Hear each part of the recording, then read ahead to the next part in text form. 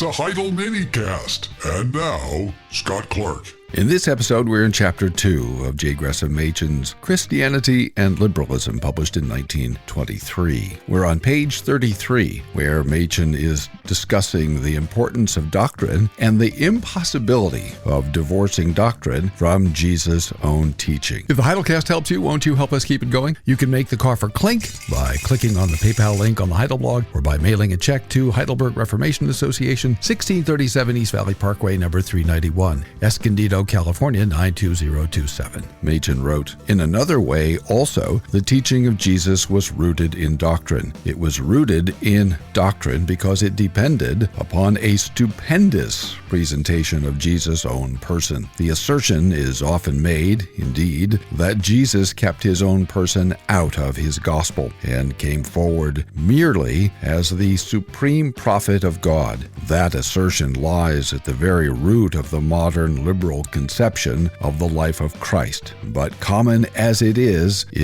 radically false, and it is interesting to observe how the liberal historians themselves, so soon as they begin to deal seriously with the sources, are obliged to admit that the real Jesus was not all that they could have liked Jesus to be. A. Houston Stewart Chamberlain, indeed, can construct a Jesus who was the advocate of a pure, quote, formless, close quote, non-doctrinal religion, but trained historians, despite their own desires, are obliged to admit that there was an element in the real Jesus which refuses to be pressed into any such mold. There is to the liberal historians, as Heitmuller has significantly said, quote, something almost uncanny, close quote, about Jesus. This uncanny element in Jesus is found in his messianic consciousness. The strange fact is that this pure teacher of righteousness,